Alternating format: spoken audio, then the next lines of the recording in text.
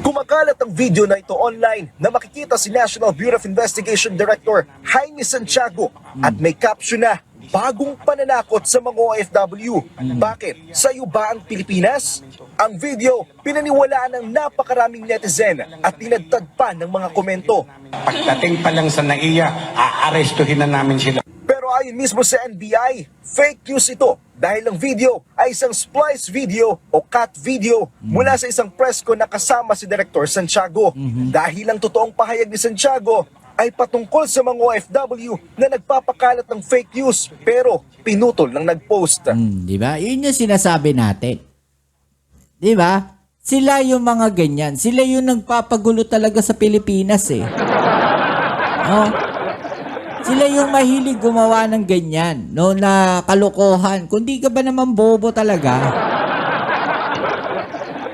Sorry for the word pero kasi nakakagigil tong mga to. No, nagagalit sila sa gobyerno kasi magulo Pilipinas, madaming ganito, maraming ganyan, 'di ba? Maraming krimen, ang daming nangyayari. Pero sino ba may kasalanan niyan? No, kasalanan ninyo 'yan. Kayo mismo nagpakalat ng mga fake news, kayo mismo, no? Ang gumagawa ng mga fake news para isipin ng mga tao na magulo sa Pilipinas ngayon. Anong ginawa? Lumakas ang loob ng mga tao, no? Imbis na hindi sila gagawa ng krimen o kalokohan, 'di ba lumalakas ang loob nila nung gumawa ng mga ganyan. Dahil sa kagagawan ninyo.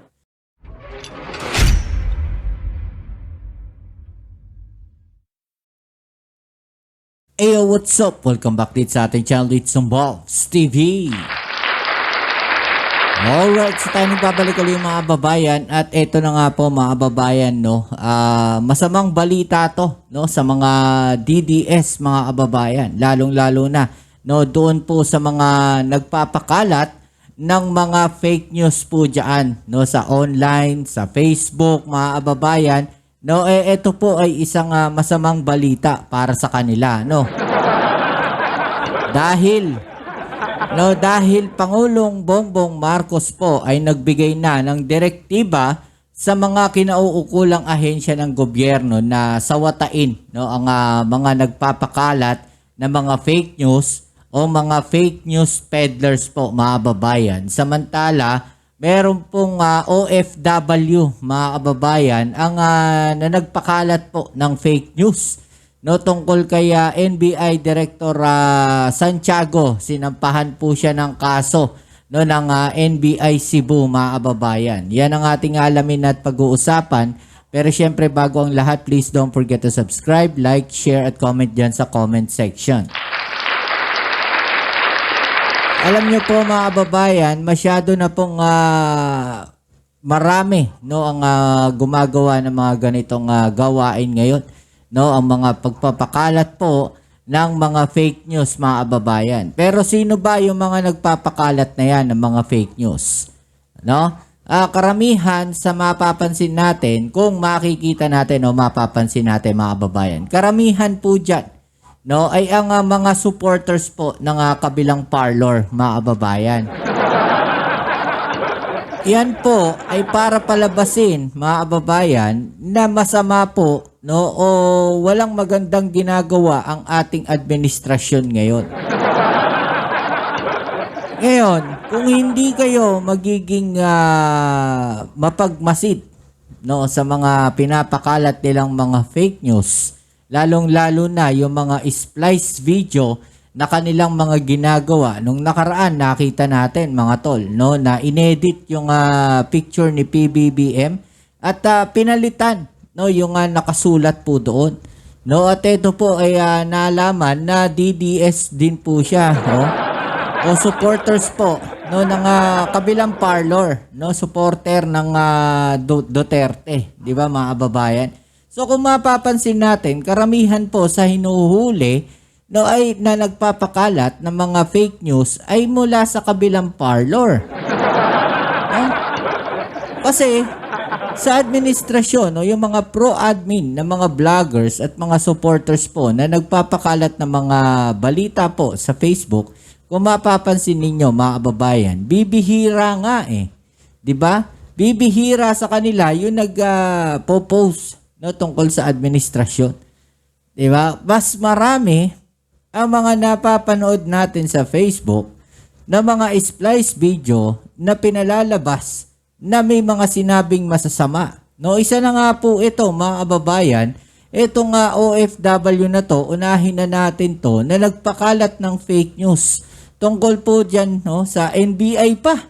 No, yung kanyang ginawa ng fake news. NBI director pa. No, si Director Santiago pa. Ang ginawa niya ng fake news, in-splice pa yung video, mga kababayan. Kung di ba naman mga 80-80, etong mga tao na to, ang dami mong gagawa ng video. NBI pa, ayan, hinuli ka tuloy. Ang masaklap dyan, mga kababayan, OFW ka. Nandiyan ka sa ibang bansa para magtrabaho, para buhayin mo yung pamilya mo. No, ito rin yung sinabi natin doon sa nakaraan na nahuli. No, siya, humihingi siya ng tawad. Sana daw, wag nang kasuhan, i-delete na lang daw niya yung video. But the harm is done. Mga babae. Nagawa mo na eh. Diba, kumalat na yung video. So, paano mo i-delete yung kahit i-delete mo yan? Kung na-save na yan at na-re-upload yan, no, wala na yung video na ginawa mo. Kumalat na yan kahit i-delete mo yan. Ang masakit dyan, OFW ka, nandiyan ka sa ibang bansa para magtrabaho, no, para sa pamilya mo, pero ang inaasikaso mo o inaatupag mo ay yung paggawa ng Facebook o ng mga fake news sa Facebook. Paano ka ngayon? OFW ka pa. No? Paano pag hinuli ka, inuwi ka dito sa Pilipinas, hinuli ka, paano na yung pamilya mo? No? Paano na yung trabaho mo? Paano na yung hanap buhay mo? No? Na nandiyan ka sa ibang bansa, tapos iuwi ka rito, may posas ka na. May kaso ka na, baka diretso ka pa sa NBI pag hinuli ka. Kawawa. Diba? So, panoorin natin video na ito nga balita na to, mga kababayan. At sabihin ninyo dyan sa ibaba, no, kung ang inyong opinion po dito. Okay? Tara, let's go. Nagsampa ng kaso ang NBI laban sa isang vlogger dahil sa pagpapakalat ng mali at malisyosong impormasyon hinggil sa sinabi ni NBI Director Jaime Santiago tungkol sa mga OFW. Si Isaiah Mirafuentes ng PTV sa Balitang Pambansa. Diba? OFW ka, tapos gagawa mo ng video, NBI Director pa. Tapos anong sasabihin ninyo? Ginigipit kayo ng administrasyon? 'Di ba? Ginigipit kayo ng gobyerno? No? Kasalanan niyo 'yan. Kayo yung gumawa ng ganyan. Tapos sisisihin ninyo yung gobyerno? 'Di ba? Sisisihin ninyo si PBBM na naman ang sisisihin ninyo.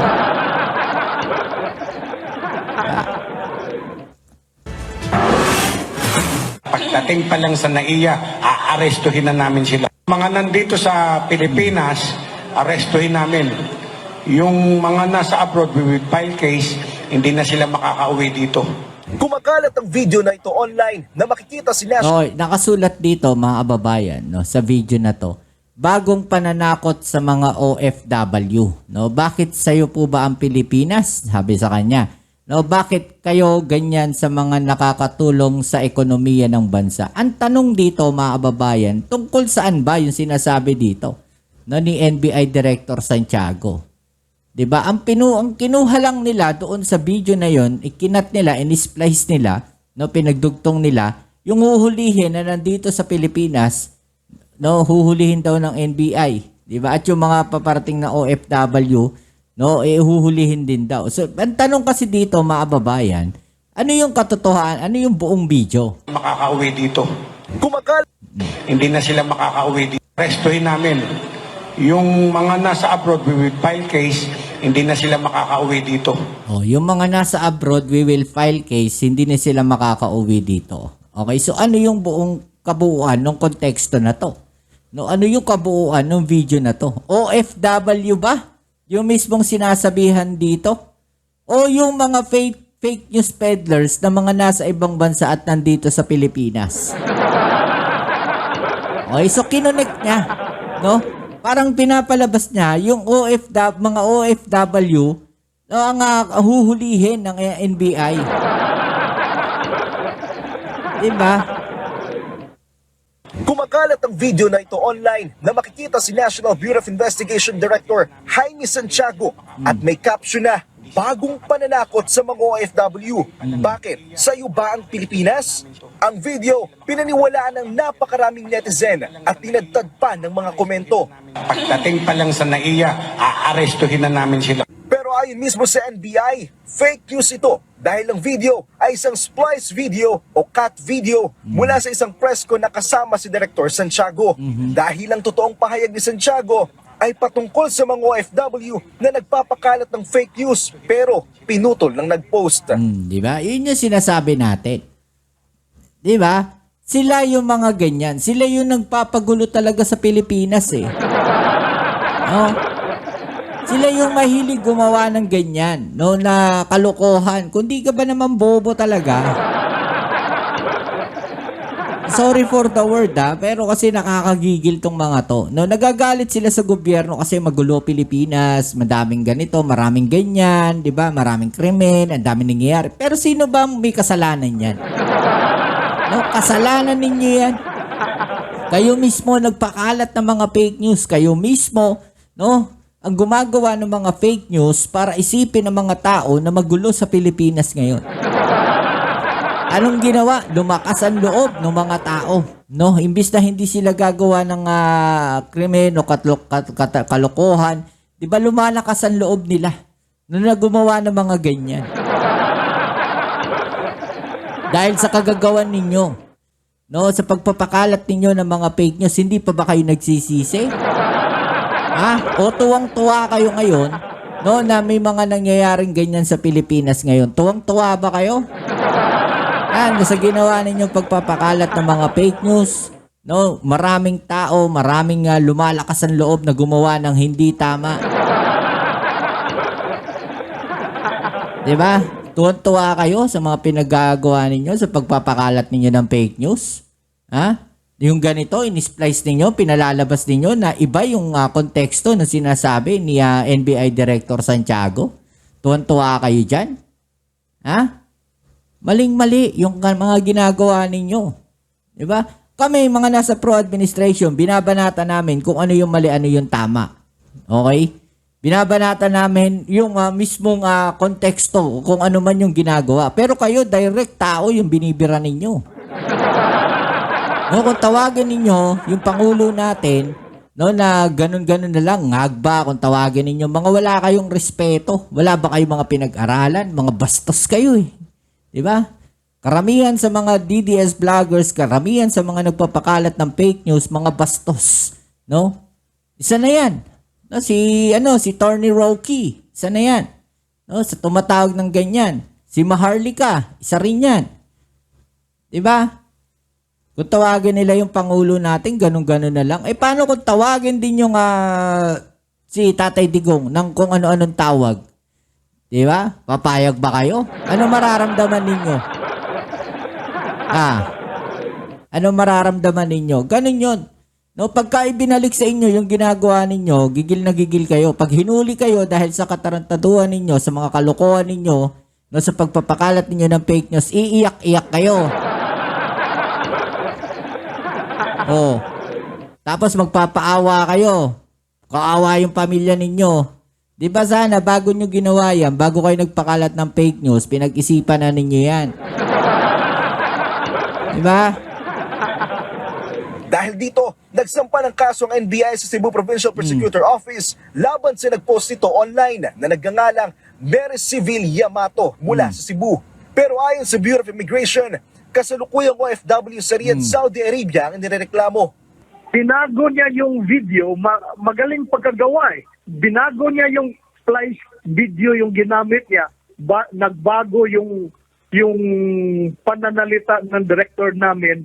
Iniba niya yung contents ng interview. Hindi ba? Iniba niya yung content. No? Iniba niya yung konteksto no, ng interview. Baga, kinat lang niya yung mga gusto lang niya sabihin. Pero the whole video itself, hindi niya in-upload eh. 'Di ba? So ano to, may intention siya, mga kababayan, nasiraan po no itong NBI Director sa Santiago natin. 'Di ba? Yun yung intention niya mismo, sirain, no, o siraan no itong si Director Santiago. 'Di ba? May intention siya, makikita natin dito. Paglabag sa Article 154 o unlawful use of means of publication and unlawful utterance at paglabag sa Article 142 o inciting to sedition ang kasong isinampa ng NBI laban kay Mary Civil Yamato. Hanggang sa ngayon, hindi pa rin naalis na nag-post ang video na ito sa kanyang TikTok account.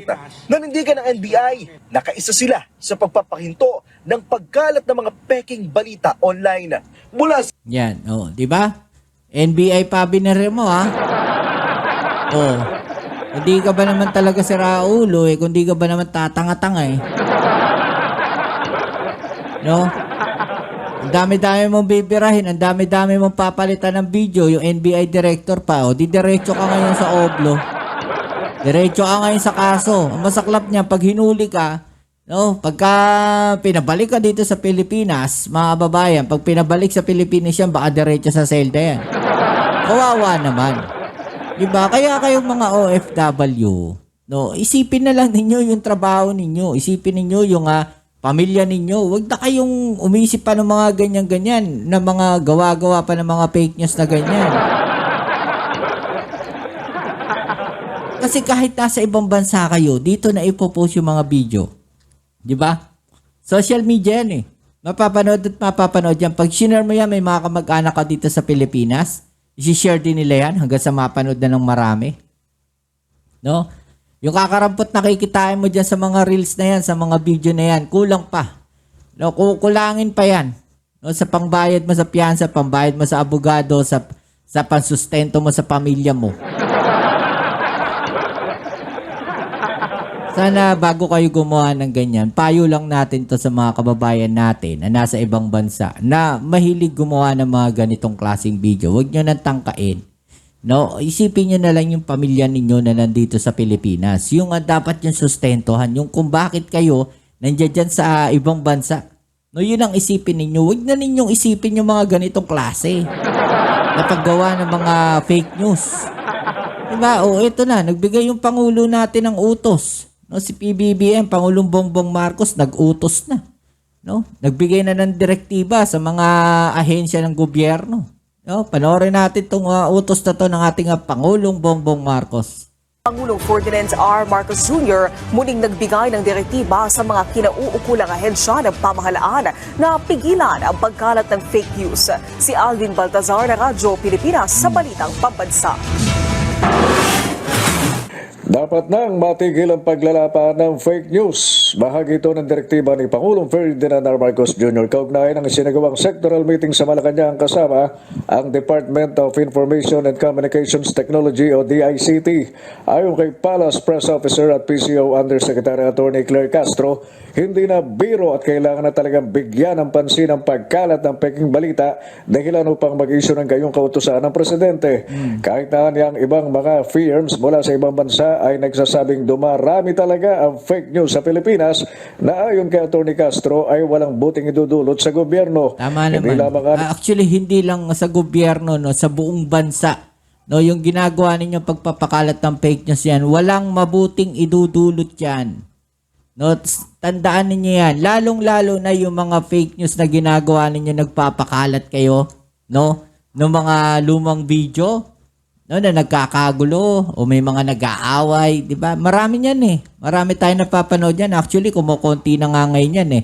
Pero kasi anong naging epekto? Baka nare-realize na nila, no? Na sa dami ng gulo na nangyayari ngayon, no, dito sa Pilipinas, maraming lumalakas ang loob dito sa Pilipinas ngayon. No, na gumawa ng hindi maganda, no, nare-realize na nila na yung pagpapakalat nila ng fake news, no, ay nagkakaroon, no, ng masamang imahe sa ating bansa. No, nagkakaroon ng masamang dulot, 'di ba? Sa mga mamamayan. 'Di ba? Sasamantalahin niyan ng mga masasamang loob yung pagpapakalat ninyo ng mga fake news na 'yan. No, para manggulo rin sila. Okay?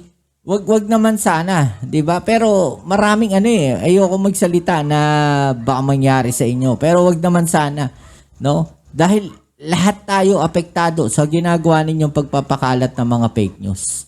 'Di ba? Lahat tayo apektado diyan. Kaya dapat sawatain na itong mga gumagawa na 'to, nagpapakalat na 'to ng mga fake news, especially yung mga supporters po sa kabilang parlor.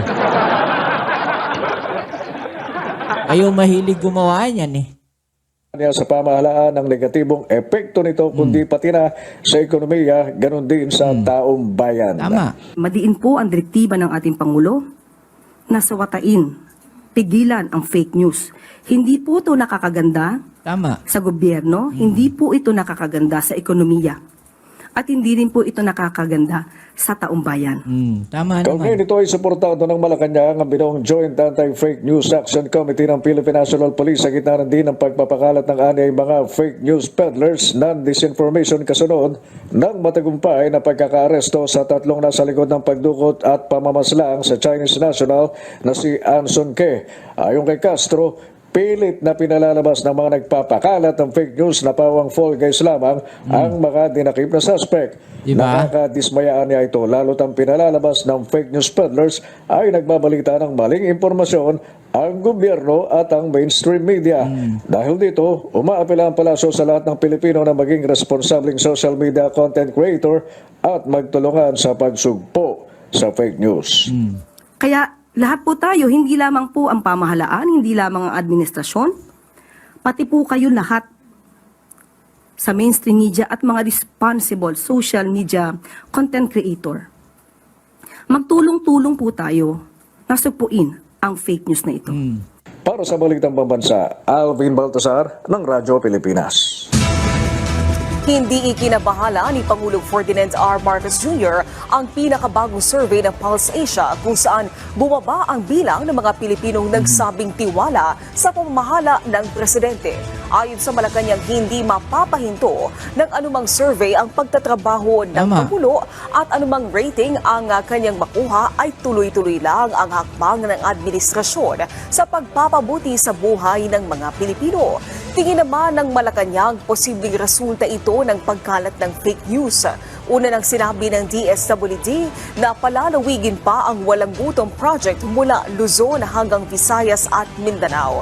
Tuloy-tuloy din ang mga job fair para mabigyan ng pagkakataon ng mas maraming Pilipino na magkaroon ng disenteng kita. Sa pinakahuling survey ng Philippine Statistics Authority, lumabas na tumaas ang bilang ng mga Pinoy na may trabaho nitong Marso kumpara noong Pebrero. Nabawasan naman ang inflation o bilis ng pagtaas ng presyo ng mga bilihin. Alam nyo, no? Sa 2,400, Ito mabanggit ko lang. Alam nyo yung sa mga, na yan, sa mga survey na yan, no, at tsaka yung sinasabi nila na bumagsak daw ang ratings ng ating Pangulong Bongbong Marcos. Okay, so ito lang yung masasabi ko dyan. Wala na kami pakialam dyan sa ratings na yan. Alam nyo bakit? Nakaupo na si Pangulong Bongbong Marcos Ano pa magagawa ng ratings na yan sa kanya? Diba? Anong epekto niya ng ratings na yan sa Pangulong Bongbong Marcos? Wala na. No? Ang tanging magagawa na lang yan, kung totoo man yung survey na yan, mga babayan, maging mensahe yan na mas lalong pag-igihan pa ng ating Pangulong Bongbong Marcos yung trabaho. Dahil nakikita naman natin, no, na talagang puro trabaho yung Pangulong Bongbong Marcos natin. Alos hindi na nga lang niya pinapansin di ba? No, nakaraan, di na lang niya pinapansin kung ano yung mga ibinabato sa kanya. Lately lang siya sumasagot, no, sa mga akusasyon sa kanya, yung mga ibinabato sa kanya, di ba? Pero kung titignan natin, puro trabaho lang yung Pangulong Bongbong Marcos natin. Wala namang walang epekto na yung ratings na yan. hindi naman po ito nagre-reflect ng sentimiento ng kabuuang more Tama. than 100 million people or Tama. Filipinos in the country. Sumasalamin din po ito sa impluensya ng mga fake news Tama. na nagkakalat. Ito ay galing sa isang Israel-based data intelligence firm or disinformation security firm. And I quote, "The level of coordinated disinformation seen in the Philippines was far above the typical 7% to 10% range of online conversations globally about highly sensitive or polarizing issues. End quote. Diba? Pinakamataas tayo sa buong mundo. Sa magpapakalat ng fake news. Oo, yung mga DDS vloggers dyan, sikat na kayo. Okay, so yan muli. Maraming salamat sa lahat ng mga patuloy na kasuporta dito sa ating channel. Kita-kits tayo sa ating next video upload. Ito ang muli ang inyong Kuya Mobs dito sa Mobs TV. Peace. I'm out.